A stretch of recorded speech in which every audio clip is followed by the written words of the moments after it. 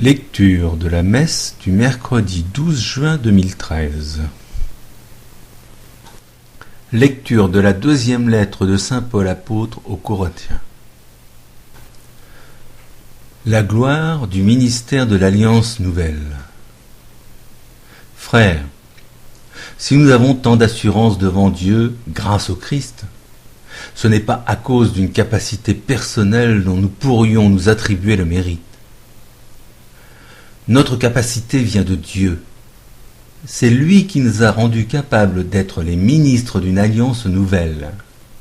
Une alliance qui n'est pas celle de la lettre de la loi, mais celle de l'esprit du Dieu vivant. Car la lettre tue, mais l'esprit donne la vie. Pourtant, le ministère de la loi gravé dans la pierre, ce ministère de mort, avait déjà une telle gloire que les fils d'Israël ne pouvaient pas fixer le visage de Moïse rayonnant d'une gloire dont l'éclat ne durait pas.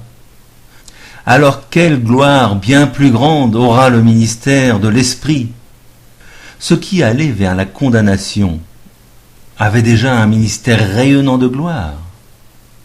Alors ce qui fait de nous des justes aura un ministère infiniment plus glorieux. Non, vraiment, ce qui a été si glorieux ne l'est plus du tout, parce qu'il y a maintenant une gloire qui dépasse tout. Ce qui ne durait pas rayonnait déjà de gloire. Alors, ce qui demeure aura infiniment plus de gloire. Parole du Seigneur. Psaume 98. Tu es saint, Seigneur notre Dieu.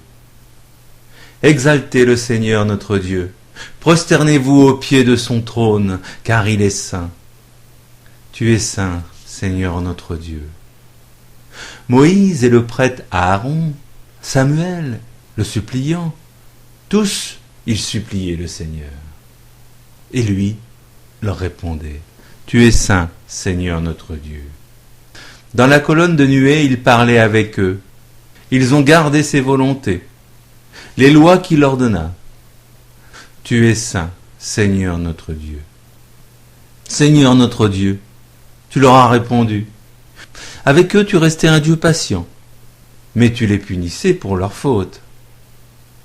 Tu es saint, Seigneur notre Dieu. Exaltez le Seigneur notre Dieu, prosternez-vous devant sa sainte montagne, car il est saint, le Seigneur notre Dieu. Tu es saint, Seigneur notre Dieu.